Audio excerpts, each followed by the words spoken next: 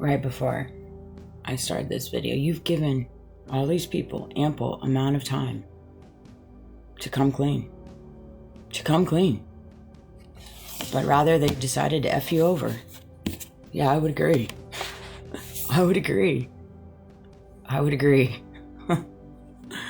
And it's just so comical to me because it's like, you have to be at a unique mindset to continually want to F somebody over. It's not like once, twice, but it's like over and over and over again.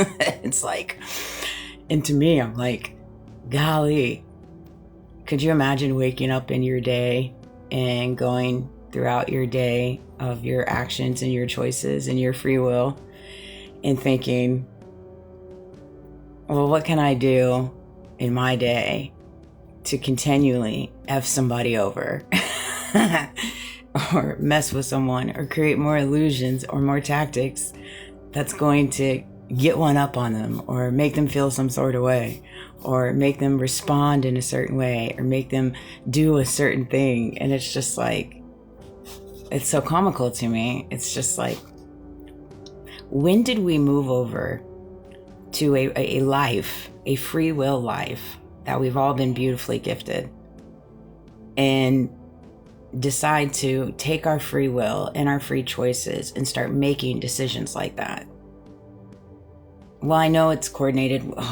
It's coordinated with money. I know it's coordinated with power. I know it's coordinated with greed, corruption, blackmail, coercion. I know all of those things carry into it. However, there becomes a point where it's like, and I think you're seeing that now on the grand scale, where these people have these items, they have them, and it's still not enough. And now, because they have these items, they're yearning for more, or better yet, they have these items, but they know what they had to do to achieve these items. And if those items that are their actions or the truth comes out in reference to what they did to achieve whatever they have achieved, if that truth comes out, then the whole thing falls.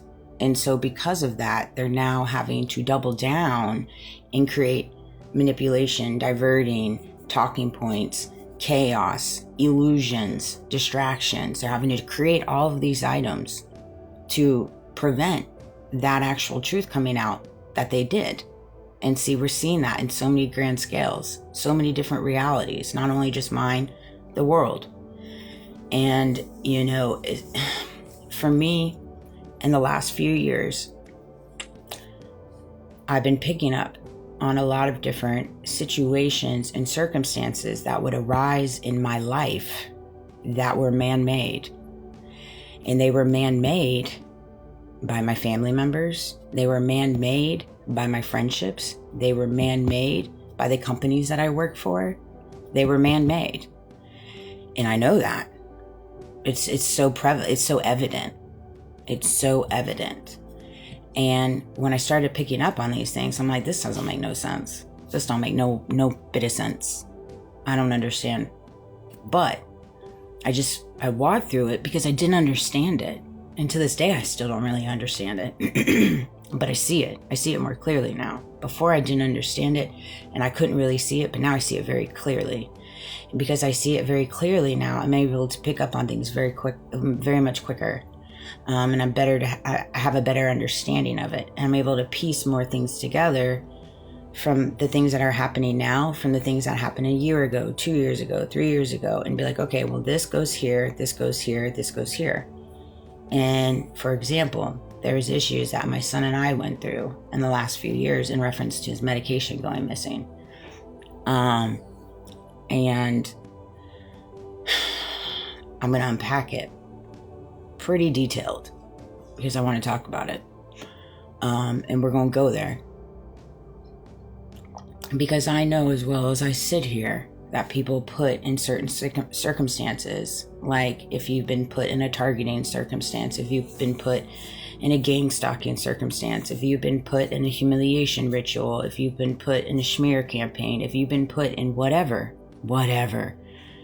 you don't recognize to the severity and the level that these people will go to do things in your life, to create it where you feel like you're going freaking cuckoo for Cocoa Puffs. They do it intentionally. It's a psychological warfare. It's a psychological game. It truly is.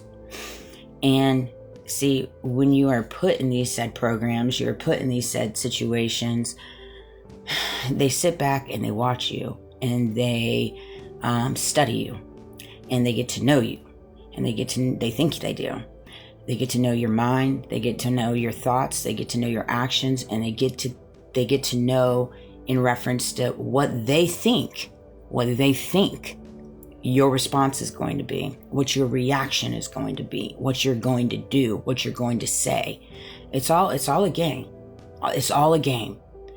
And it's a mind game. It's a mind game.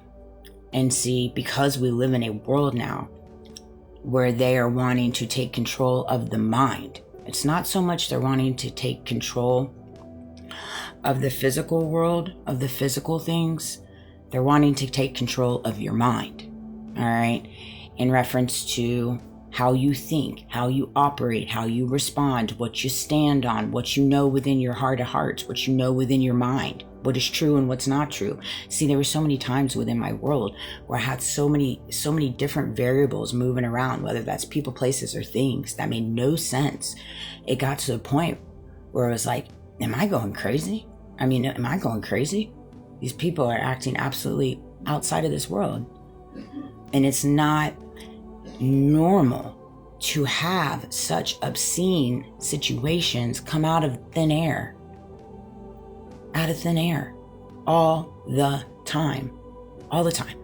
Whether it's things going missing, things on the road, things within your home, things within your friendships, things within your relationship or your marriage or the companies you work for. These are not normal behaviors. They're not. Nothing about it is normal. And so when I started picking up on these things, I'm like, what kind of simulation am I in?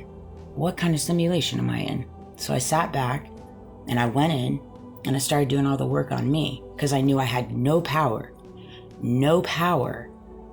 when it came to the people in my life, when it came to the situations in my life, when it came to the circumstances in my life, when it came to the illusions, when it came to the tactics, when it came to all the different things.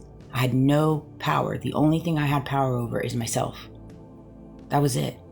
That was absolutely it. So I went in and I started doing all this work on myself. I started unpacking my thoughts. I started unpacking my reactions. I started unpacking where it was all coming from in reference within myself. I'm never going to figure out where it's coming from on their end. All I can figure out is where it's coming from on my end, why it's bothering me, why I'm allowing it to affect me, why I'm playing into these games, why I'm letting it upset me, why I'm responding, why I'm reacting. Those are the only things I have control over. And once I started removing that,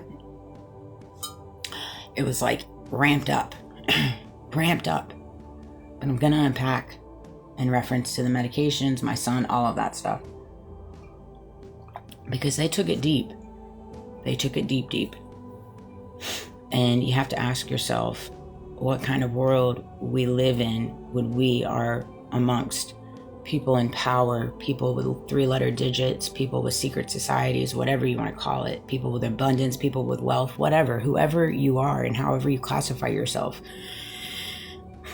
When you have that and you're choosing that power and that title and that abundance and that wealth to attack people in such this way, where you get their children involved, you create illusions, you create hardships between them and their child, you create all these different things to create havoc on said one person or said child that you don't think there's going to be any backlash. There's not going to be any ebb and flow. There's not going to be any karma. There's not going to be any retribution in the reality for that. Whether it's justice prevailed in a court system or not, none of that matters. No. None of that matters. What you do onto people will meet you one day. It will meet you. It will meet your kid. It will meet your bloodline. It will. You can't go into this world, pour hate, pour illusions, pour all these different things into innocent people. You can't do it to anybody. It's not your job. It's not your title to play God. It's just not. Unless you're a judge sitting in a courtroom. And these people are not judges. So why do they get the ability to do such things? Ask them.